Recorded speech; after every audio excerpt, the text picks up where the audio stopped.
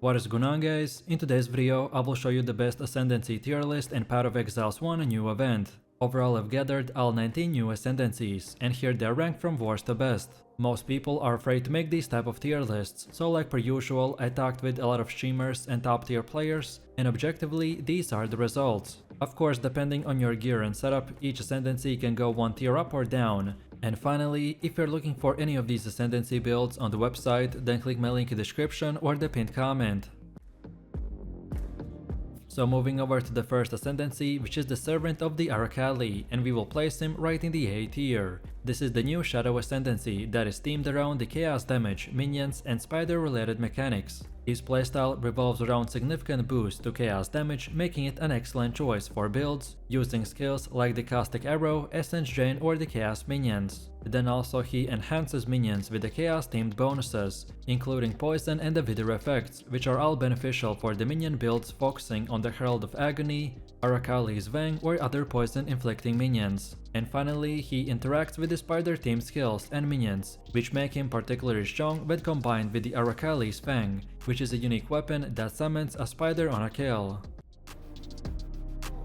Next up we have the Surfcaster, and he is in the S tier. This is another great Ascendancy for the Shadow class, as it's centered around cold and lightning damage, with distinctive emphasis on fishing mechanics. Its unique passives and interactions provide a refreshing alternative to traditional playstyles. He has two ideal builds. One is by utilizing a unique bonus provided when building a fishing rod and creating a thematic and mechanical distinct playstyle. Or second, we have the cold and lightning hybrid build. So by taking advantage of the full lightning to cold conversion and the ability for cold damage to shock, this will lead to diverse elemental damage playstyle. And the only con I see for this Ascendancy is the gear dependency. So to fully capitalize on its potential, specific items like the fishing rods are essential, which may influence gear choices and availability.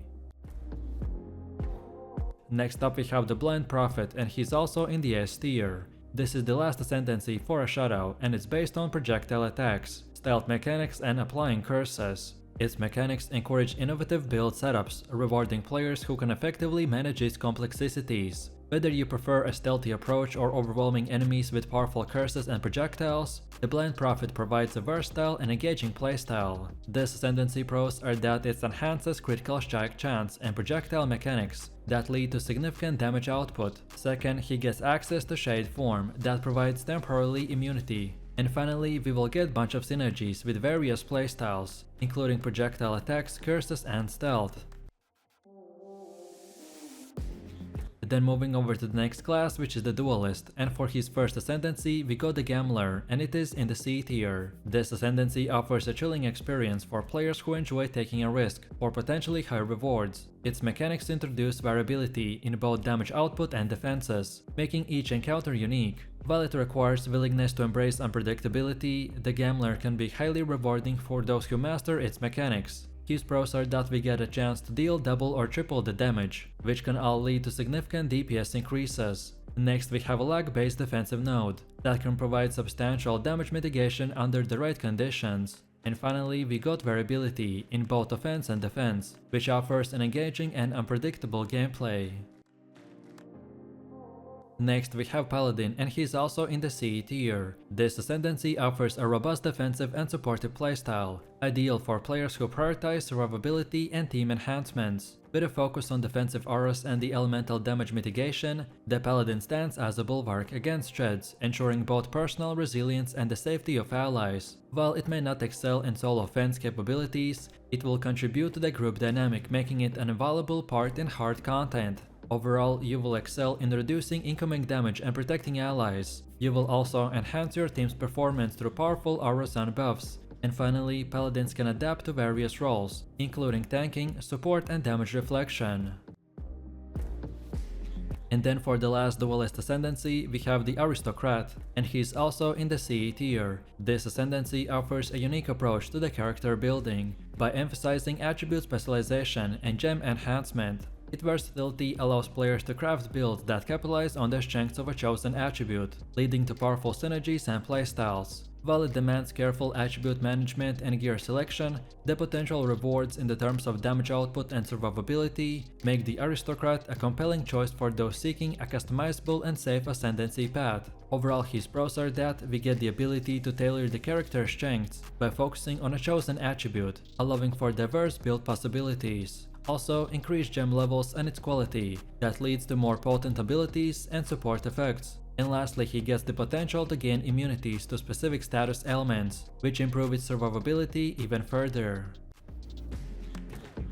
Then next we have the Templar, and his first ascendancy is the Architect of Chaos, who is in the S tier. This ascendancy will transform the Templar into a master of all energies and corrupted artifacts. By embracing the chaotic power of the Vaal skills and items, players can unleash devastating attacks and enjoy a unique high-risk, high-reward playstyle. Success with this ascendancy will require careful management of resistances and strategic use of the Vaal abilities to maintain consistent damage output and survivability. His pros are that our Vaal skills are enchanted by the ascendancy, and thus we can deliver substantial damage in quick bursts. Then second, we get the reduced soul cost and extended durations, meaning that the Vaal skills can be used more often and for longer durations. And finally, this ascendancy will encourage the use of corrupted items and Vaal skills, offering a distinct and thematical gameplay experience. Next we got Polytheist, and he's in the B tier. This ascendancy will offer a unique and adaptable playstyle for the Templar players, allowing them to harness the powers of the various creatures to suit their combat preferences. This flexibility enables the player to tailor their abilities and specific challenges, making the Polytheist a versatile and dynamic choice. While it introduces a layer of complexity in managing divine ailments, the potential rewards in terms of damage output, mobility, and overall gameplay experience make it a compelling option for those seeking a customizable and powerful ascendancy path. His pros are that you get the ability to switch between different elements, which offer adaptability to various combat situations. Then second, we get the improvements in projectile mechanics and attack damage, which leads to significant DPS increase. And finally, we also get access to bonuses that enhance our movement, allowing for better positioning and evasion. And then for the last Templar ascendancy, we have the Puppeteer, and he's in the A tier. This ascendancy will offer a fresh perspective on a minion-based gameplay by introducing innovative mechanics and interactions. While it presents opportunities for powerful minion builds, players must navigate potential challenges, especially concerning nodes like the Graveyard Shift. With thoughtful planning and gear selection, the Puppeteer will provide a dynamic and rewarding experience for those seeking to command an army of powerful soldiers. The main pros are that we get significant boost to minion effectiveness through power sharing and specialized nodes. Then second, we get the ability to specialize in various minion types, including zombies and animated weapons. And finally, nodes like the Rooting Might will synergize very well with established unique items by offering powerful build options. Next up we have the Witch class, and for its first ascendancy we got the Harbinger, who's in the F tier. This ascendancy will transform the Witch into a master of the temporal manipulation and the arcane summoning. By leveraging time-altering abilities and summoning powerful Harbinger allies, players can enhance both offense and defense aspect of their builds. This ascendancy will offer a unique and dynamic playstyle, rewarding those who adaptively manage buffs, curses, and channeling mechanics to dominate the fights. The main pros are that we get extended buff duration and effects that provide sustained combat advantages. Then second, we get the defensive perk during the channeling, and we also have the ability to slow enemies, which enhances our survivability. And finally, our ascendancy will support various builds, including spellcasting, curse specialist, and channeling focused characters.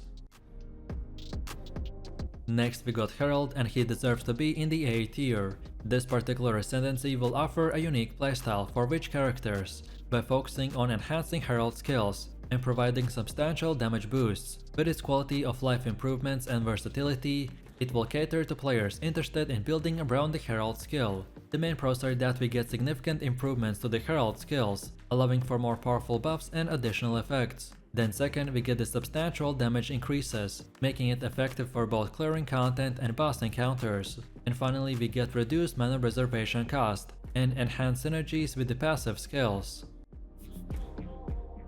And then for the last witch ascendancy, we got the Bog Shaman, which is in the S tier. This one will offer a unique playstyle for the witch characters, focusing on enchanting curse skills and providing substantial damage scaling through life and mana cost. With its quality of life improvements and versatility, it will cater to players interested in building around the curses and unique damage mechanics. The main pros are that we get significant improvements to the curse skills, allowing for more powerful debuffs and additional effects. Then second, our ability to scale damage through life and mana cost will provide substantial damage increases. And finally, we also get reduced mana reservation cost and enchanted synergies with the other passive skills.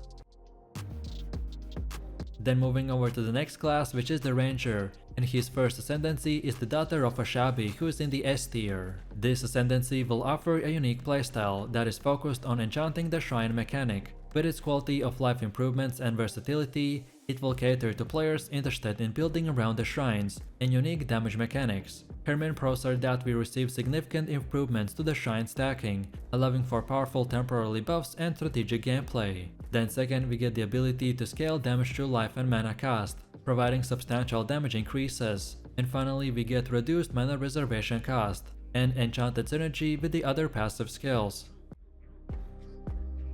Next up in the A tier, we have the Whisperer. The Whisperer Ascendancy will offer a unique playstyle for the Ranger character that is focused on enchanting damage scaling through spell damage and mana attributes. Its quality of life improvements and versatility will cater towards players that are interested in building around the mana scaling and unique item damage mechanics. Its main two core parts are its introduction of the mechanics like the rage generation per mana spent and mana scaling nodes, which both offer diverse playstyle options. And second, we also get reduced mana reservation cost and enchanted synergy with the other passive skills.